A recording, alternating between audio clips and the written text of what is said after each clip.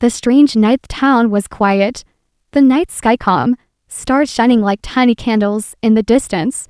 Children were asleep, parents resting, and only the sound of crickets filled the air. It was an ordinary night, simple, peaceful, without anything unusual. But in the sky above, something new was beginning, something no one had ever seen before. At first, it was only a light, small and faint, like a star out of place. But the light grew larger, brighter, and it moved across the sky. It did not move like a plane. It did not fall like a shooting star. It glided slowly, almost as if it was searching, almost as if it was alive. A farmer working late looked up and dropped his tools. He whispered, "What is that?" His voice trembling with fear. His dog barked loudly, tail down, ears back, sensing danger. Birds rose from the trees, flying away into the dark sky. The peace of the town was broken, replaced with whispers and fear. One by one, people came outside, pointing to the strange light. "Is it a plane?" Someone asked. "No," too slow. Another replied. "Is it a meteor?" Someone else said. "No, it is not falling," came the answer. The more they watched, the more their hearts filled with unease. Something about the way it moved felt unnatural, different, and strange. The light began to descend, slowly, carefully. It was not crushing, it was landing. Children pressed their faces against windows, while parents pulled them back, doors shut, lights turned off, people hiding, but still watching through curtains. The air grew heavy, as if the night itself was holding its breath. Finally, the light touched down in the open field near the forest. The grass bent under a wave of soft energy. The ground shivered lightly, the glow dimmed, and in the center stood something impossible. A craft, silver and smooth, its surface shining like water under moonlight. There were no engines, no smoke, no fire, only silence and a strange hum. The people of the town whispered, "It's a UFO. It's aliens." Fear spread. Some wanted to run. Some wanted to call the army. But curiosity held them in place, eyes wide, hearts racing, for in that field was something no human had seen before. The shape of the craft was beautiful, not like machines of Earth. It looked alive, as if grown from light and stars themselves. A soft hiss came from the craft, like air escaping slowly. A line of light appeared, glowing brighter, and a doorway opened. The people gasped. Children clung to their parents. From the doorway, a shadow appeared, tall and slim. One step, then another, and the figure stood on the grass of Earth.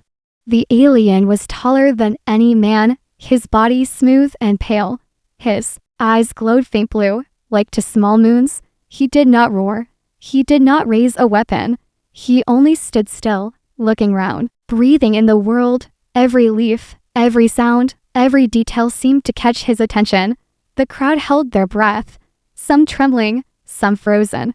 The alien slowly bent down and touched the flowers near his feet. He lifted the petals with his long fingers, tilting his head like a child. Then he touched the soil, rubbed it between his hands. He looked at the wooden fence nearby, pressing his palm against it. Every action was slow, careful, almost innocent. A woman whispered, "He is not attacking, he is only watching."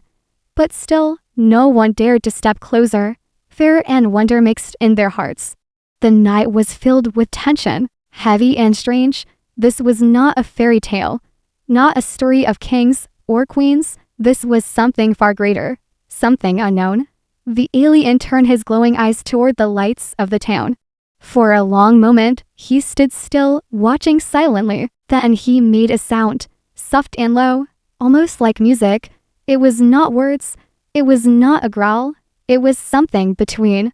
The sound carried a feeling, a longing, as if calling to the stars. People shivered, not from cold, but from the weight of the moment. No one could explain what they were seeing. Was this the start of danger, or the beginning of something new? The alien raised his hand toward the sky, then lowered it to his chest. He tapped softly, as if to show, "I am here. I have a heart too." The crowd whispered louder, some afraid, some amazed. Children peeked from behind legs, eyes wide with curiosity. The alien did not step forward to attack. He stayed at the edge. He raised his hand again, not in threat, but in greeting. The meaning was simple, clear even without words. It was not war. It was not conquest. It was hello. The silence of the night returned, but it was no longer empty. It was filled with meaning, with fear, with wonder. For the first time in history, Earth had received a visitor, and his first act was not violence, but curiosity and peace. This was not the story of a princess in a castle. This was not a tale of crowns or kingdoms. This was something far greater. The beginning of humanity's greatest story. Asterisk. The alien stood in the open field, silent and calm. The glow from his ship slowly faded, leaving him under the silver light of the moon. The people of the town hid behind fences, doors, and windows. Their eyes locked on him. No one dared to move closer, yet no one could look away. The alien bent down again, his fingers brushing the grass softly. He touched the ground as if feeling its heartbeat. Then he looked at the trees, the flowers, and even the wooden fence nearby. His glowing blue eyes shone with curiosity, not with anger. It was clear he was not here to destroy. He was here to understand. A child whispered from the crowd. He looks gentle, but the parents pulled their children back, their fear still strong. The alien did not rush. He walked slowly, its step heavy with silence. When he reached the fence, he placed his hand on it, feeling the rough wood. He tilted his head, almost like he was learning something new. A lamppost stood nearby, glowing yellow in the night. The alien walked to it, touched the pole, and looked at the light above. The glow reflected in his eyes, making them shine brighter. He stepped back, studying the light like it was a star brought to Earth. Then, as if testing it, he raised his hand toward the bulb, but instead of breaking it, he lowered his arm and simply stared. It was a gesture of wonder, not destruction. The people began whispering again. "Why is he looking at lights?" one asked. "Maybe he doesn't know what they are," another replied. The idea spread. Maybe this alien was not a conqueror. Maybe he was a traveler. Maybe Earth itself was a mystery to him.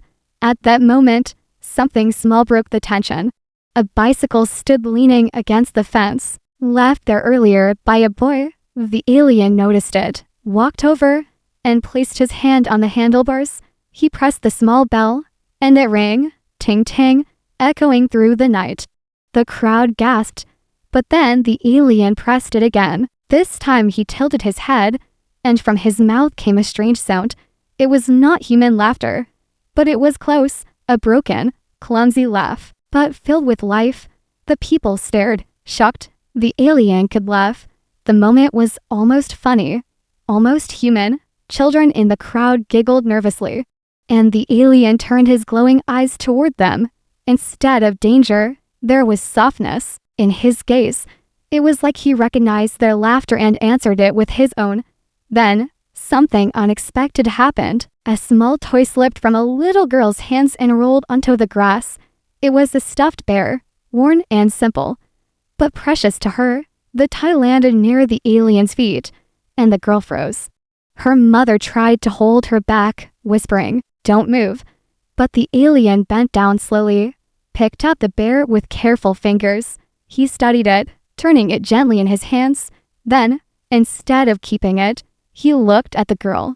He extended his hand, offering the toy back. The people gasped again, fear rising. Would he trick her? Would he hurt her? But the girl, small and brave, took a step forward, her eyes wide, her hands shaking, but her courage stronger than her fear. She walked closer, step by step, until she stood before him. The alien bent lower, holding out the toy. The girl reached forward, her tiny hand brushing against his smooth, cold skin. She took the bear back, hugged it to her chest, and whispered softly, "Thank you." The alien tilted his head, blinking, as if trying to understand her words. Then, to everyone's shock, he opened his mouth and repeated, "Th, ink, ew," his voice broken but clear enough. The crowd gasped, their fear turning into pure amazement. The alien had spoken. He had copied her words. He was trying to communicate, trying to be understood. The silence that followed was heavy but different. It was no longer filled only with fear.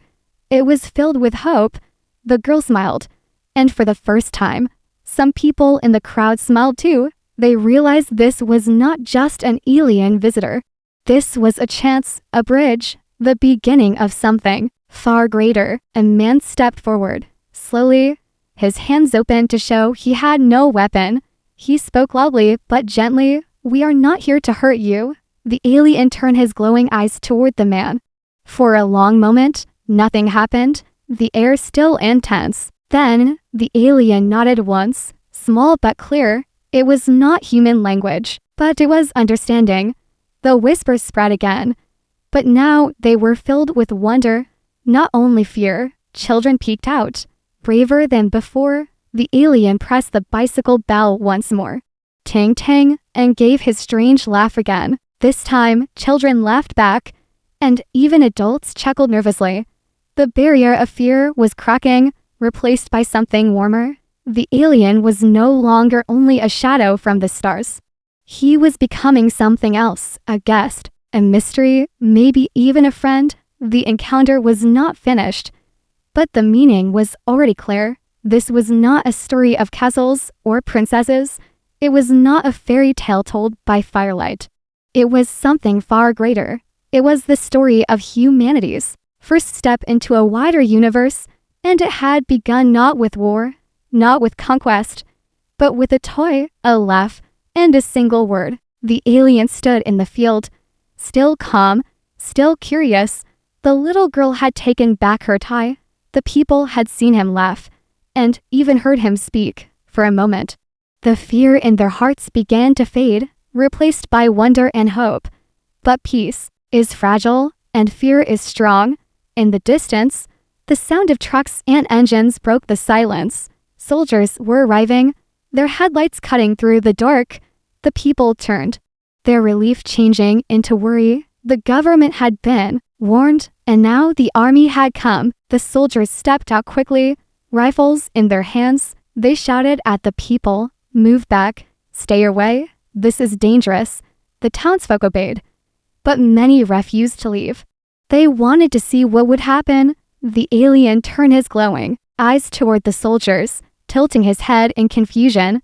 The commander gave orders. "Surround the creature. Be ready to fire." The alien watched the weapons, sensing the fear behind them. He did not move closer. He only raised his hand slowly. It was not an attack. It was a gesture of greeting, just like before. But the soldiers did not see it that way. To them, the raised hand looked like a threat. "Stand down." One soldier shouted, "Don't move." Another warned. The alien froze, his eyes glowing brighter. Unsure what they wanted, the little girl cried out, "No, don't hurt him, he's good."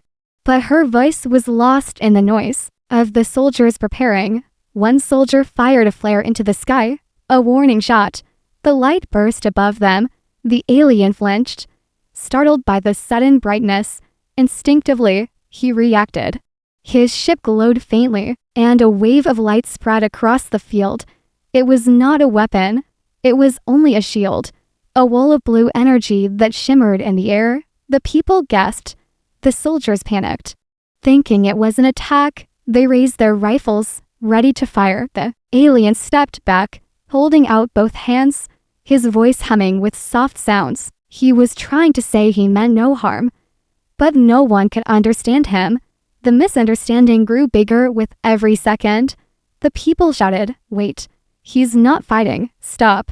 But the soldiers did not listen. The commander raised his hand to give the order to fire. And in that moment, the little girl ran forward. Her mother screamed, "Come back."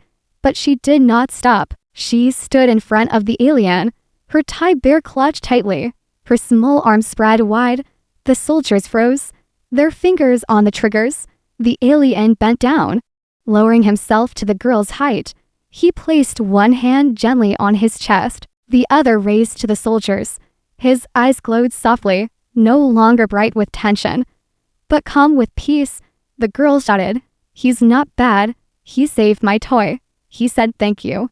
Her voice carried through the night, cutting into the hearts of the people and even the soldiers. Some soldiers hesitated, lowering their weapons slightly. The commander frowned, uncertain, the situation slipping out of control.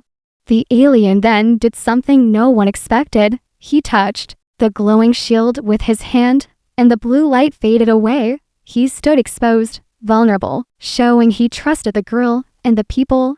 It was his way of saying, I will not fight, even if they attacked. The soldiers murmured, unsure of what to do. The commander lowered his hand slowly, giving no order to fire. The tension in the air began to ease, though fear still remained. The misunderstanding had almost led to disaster, but one child's bravery had stopped it. The alien looked at the girl, and for a moment, it seemed he smiled. It was not a human smile, but a curve of expression, soft and gentle. He made a sound, low and warm, a sound like comfort. The girl laughed, her innocence stronger than the fear of war. The people in the crowd stepped forward, shouting to the soldiers, can't you see? He's not hurting anyone. He's peaceful. Don't shoot.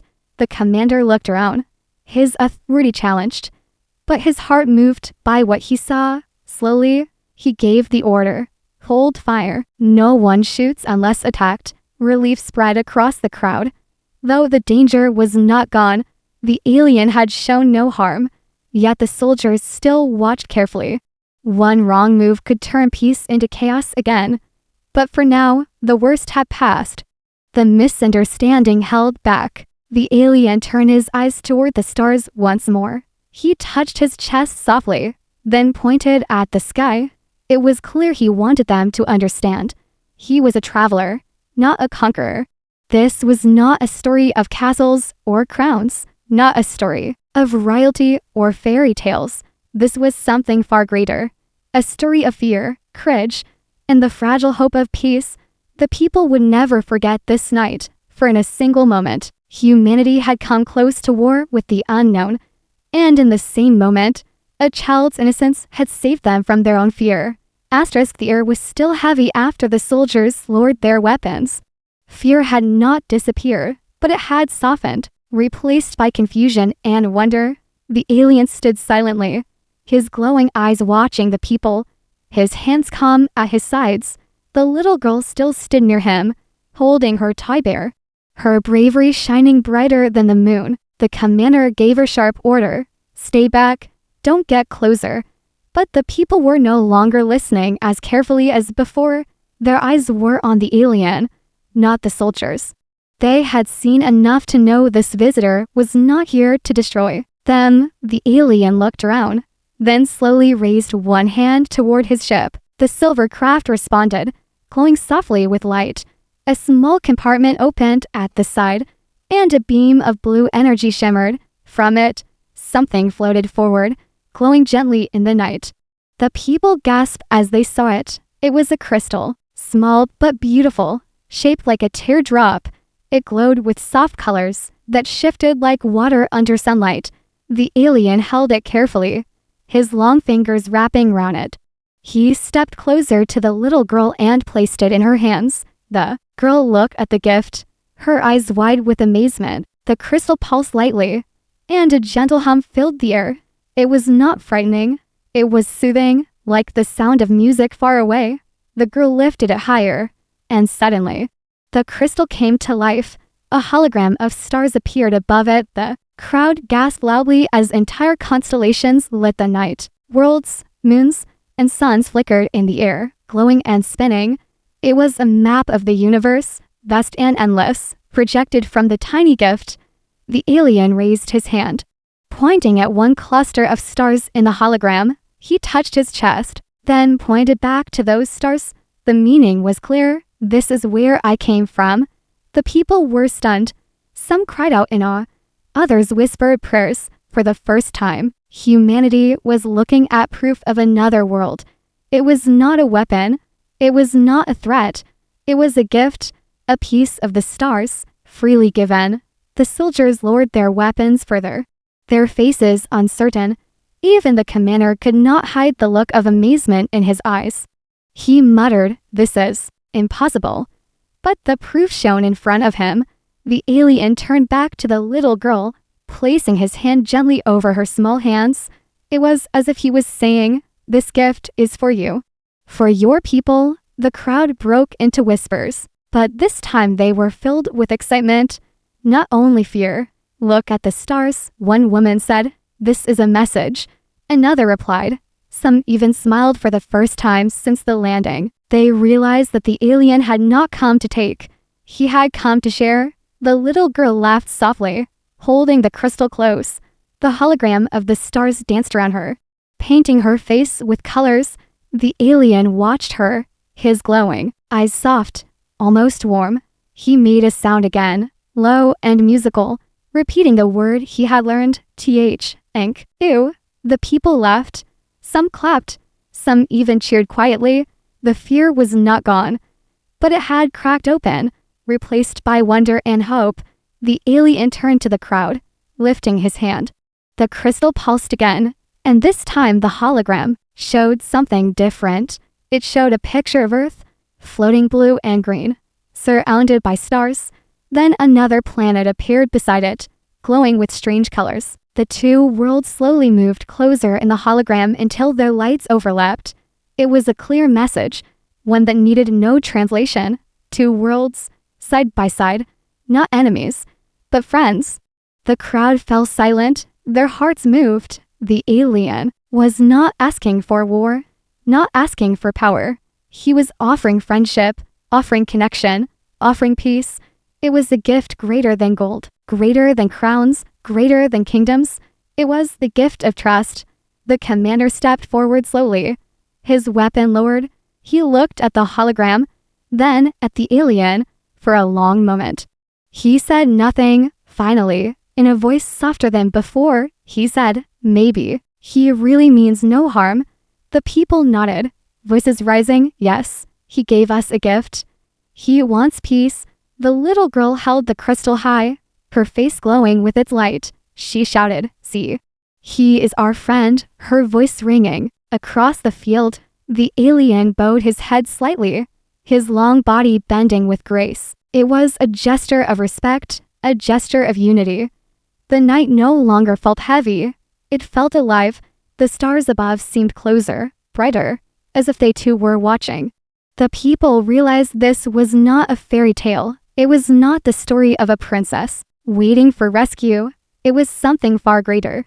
It was the story of humanity's first gift from the stars, and it had been placed in the hands of a child. The night field glowed with soft colors from the crystal. The little girl still held it in her hands, its light painting her face with stars. The alien stood near her, his glowing eyes gentle, watching the people carefully. The crowd was no longer only afraid. They were curious, hopeful, even amazed. The hologram above the crystal shifted again, showing shapes of planets. Then the light changed into something simple, a shining image of two hands touching.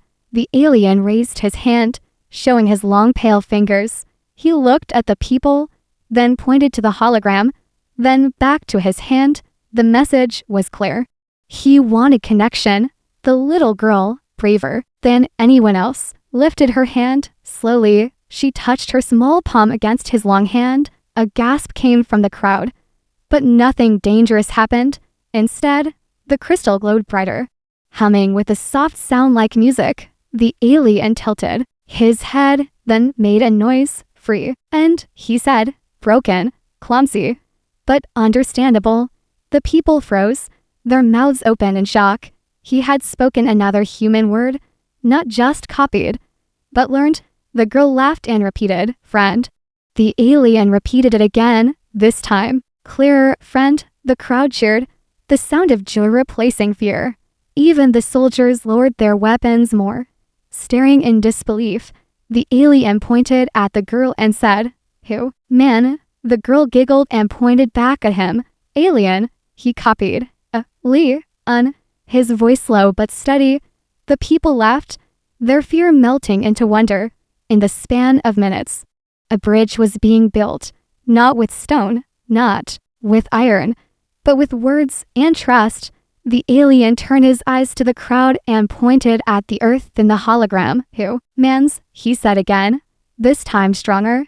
The people clapped, amazed at how quickly he was learning. Then he pointed at his own chest. Glowing softly, he made a sound, a word in his own language. Smooth and musical, no one understood it, but the meaning was clear. His name?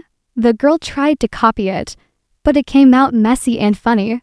The alien tilted his head, then made the sound again slowly. The girl laughed, repeating it better the second time. The alien let out his strange laugh, and the people laughed with him. Step by step, the barrier of fear crumbled. Every word he spoke, every gesture he made, brought humans closer. This was not war, this was not conquest. It was learning. It was friendship. It was the beginning of connection. The crowd began shouting words, testing him. Sky, someone yelled, and the alien looked up, repeating, sky. Tree, another shouted, and he touched the tree nearby. Tree. Water. A boy held up a bottle, and the alien copied. Water. Each word was clumsy, but each one was progress. Each one was proof that he wanted to understand. The soldiers, once tense, now stood quietly. Some even whispered to each other in disbelief. The commander muttered, "He's not an enemy. He's trying to talk." The people around him nodded, hope shining in their eyes. The little girl then lifted her toy bear again. She pointed at it and said, "Bear?" The alien repeated, "Bear." His voice clearer than before. The crowd laughed again, their fear almost forgotten. The alien looked at the girl, then touched his own chest. He repeated his name softly, then pointed at her and said, "Who?" "Man friend." Tears filled the eyes of some watching, because in that moment, the meaning was bigger than words. It was the first real bond, the first true connection between two worlds. It was proof that peace was possible, that trust was stronger than fear. The crystal glowed brighter, as if alive with their voices. The hologram above shifted again, showing Earth and the alien's world side by side. But this time, a glowing bridge of light appeared between the two. The crowd gasped, the image clear. Two worlds connected, not by war, but by friendship. The alien lowered his hand and looked at the people one by one.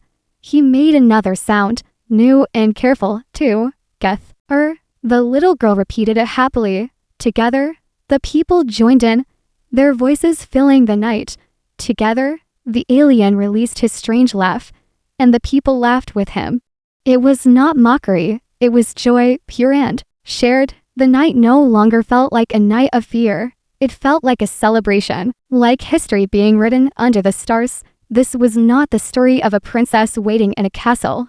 This was not a fairy tale of crowns or kingdoms. This was something far greater.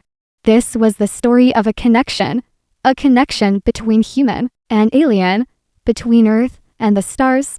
The night had turned into something magical. The alien had spoken human words. The girl had laughed with him, and the crystal showed the bridge between two worlds. The people felt wonder. The children clapped, and even the soldiers stood silently, unsure what to do next. But not everyone was ready to trust. From the line of tracks, more officials stepped out. Men in dark uniforms with radios and serious faces. They whispered to the commander, their eyes fixed on the alien. One of them spoke loudly, "This being must be taken into custody. He is not safe to leave here." The crowd gasped, voices rising in protest.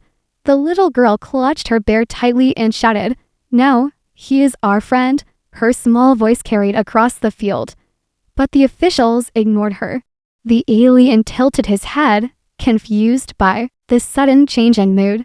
He looked at the soldiers raising their weapons again, fear glowing in their eyes. The commander gave the order, "Prepare to move forward." The soldiers hesitated, some uneasy after what they had just seen. The alien stepped back, his glowing eyes flickering with uncertainty. He did not raise a weapon, but his ship pulsed faintly with light, ready to protect him if needed. The people cried out, "Stop, don't take him, he gave us a gift." But the officials were firm. This is for national security. We must control him." The crowd began to push forward. Ordinary men and women standing between the alien and the soldiers. For the first time, the people chose not to hide, but to stand with him. The alien watched, his hands trembling slightly. He could see the humans arguing among themselves, some wanting fear, some wanting peace. He looked down at the little girl, who stepped closer and took his hand. Her eyes were brave, her voice clear. "Don't worry, we won't let them hurt you," the commander shouted again. "Step aside, this is an order." But the people refused, forming a wall with their bodies. One man raised his voice. "He is not a prisoner, he is a guest." Another shouted, "He came with peace, not war." The soldiers looked at each other, their hands shaking on their rifles. The choice was no longer only for the government. It was for all of humanity. The alien placed his hand gently on the crystal, and it glowed again. The hologram shifted, showing Earth and his homeworld. But this time, it showed the two planets pulling apart, drifting away into darkness. The meaning was clear. If humans chose fear, the chance for connection would be lost. The little girl began to cry. "Please, don't send him away." The commander lowered his weapon, his face full of conflict. He had orders, but he also had seen the alien laugh, speak, and give a gift. For a long moment, silence ruled the field, only the hum of the ship filling the air. Finally, he spoke, his voice heavy. I will not give the order to fire." The officials turned to him angrily. "You disobey orders." But the people cheered, their voices strong. They shouted together, "Friend, not enemy, friend." "Not enemy." The alien tilted his head, then raised his hand, repeating the word he had learned, "Friend." The word echoed through the night, stronger than any command. The soldiers lowered their rifles, one by one. Even the officials stepped back, realizing they were outnumbered not by weapons, but by voices. The choice had been made, not by power, but by people. The alien bowed his head slightly, his glowing eyes soft with emotion. He touched his chest, then pointed to the little girl, then to the crowd. Finally, he touched the sky in the hologram, as if to say, "We are together now." The crystal pulsed brighter, filling the night with light. It was the sign of unity, the sign of hope. The people cheered again, some with tears in their eyes. They had chosen compassion over fear, trust over violence. This was not the story of a princess choosing a crown. This was not the story of kingdoms or castles. This was something far greater. It was the story of humanity choosing peace. And in that choice, history was changed forever. The field was no longer silent with fear. It was alive with voices of hope. The alien stood tall, but gentle. The people gathered around him. The soldiers lowered their weapons, and the stars above seemed brighter than before. The crystal glowed softly in the little girl's hands, its light no longer a mystery, but a promise. This night had begun with terror, but now it carried something far greater. The alien bent down, his glowing eyes meeting the girl's small brave face. She smiled through her tears and whispered, "You are safe now." The alien tilted his head, repeating clumsily, "Safe." The crowd cheered again, their hearts opening more with every word. The people had made their choice. They had chosen peace, but the story was not over yet. It was about to reach its most powerful moment. The alien slowly reached out his hand, not toward the soldiers, not toward the officials, but toward the girl. The child understood. She dropped her toy bear for a moment and opened her arms. Gasps filled the crowd, because no one expected what would happen next. The alien bent lower, his tall frame bending awkwardly. Then, with careful grace, he wrapped his long arms around the small girl. He pulled her close, holding her in the first true hug between two worlds. The people cried out, not in fear, but in wonder. Some clapped, some covered their mouths, some wiped tears from their eyes. The girl pressed her cheek against his smooth chest and whispered, "Friend." The alien released a soft sound, low and musical, full of warmth. The soldiers who had once aimed rifles now lowered their eyes. Humbled by what they saw, the officials who had shouted orders stood frozen, powerless before the truth of that hug. It was not a weapon that won the night. It was not power or crowns. It was a child's courage and an alien's trust. The crystal pulsed brighter than ever, its hologram showing Earth and the alien's world again. But now the glowing bridge between them grew larger. Brighter, stronger, the two planets slewed, together, united by light. The people gasped at the vision, feeling its meaning in their hearts. The alien raised his head, still holding the girl gently. He opened his mouth. His voice clumsy but strong. He said a single word, clear enough for all to hear. Home. The crowd fell silent, every soul shaken by the weight of that word. He was not only showing where he came from, he was telling them what he had found here, in the arms of a child, in the hearts of strangers, in the kindness of humans. He had found home. Tears filled many eyes. Men and women who had never believed in miracles felt one before them. This was not the story of a princess in a tower, not the tale of kingdoms and crowns. This was something far greater, something timeless. It was the story of humanity learning its true power, the power of compassion. The alien gently let the girl go, placing her bare back in her hands. He looked at her one last time, then at the people who stood together. Finally, he looked at the sky, the endless stars waiting above. He touched his chest, bowed his head, and whispered again, "Friend." The ship behind him glowed softly, humming as if alive. But the alien did not step inside yet. He stood among them a little longer, listening to their voices, their laughter, their tears. He was no longer a stranger, no longer a shadow from the stars. He was a part of their story now, and they were part of his. As the night ended, the people knew they would never forget. They had seen something greater than fear, greater than power, greater than war. They had seen a hug change history, a gift of trust rewrite destiny. And they had seen that humanity's greatest strength was not its weapons, but its heart.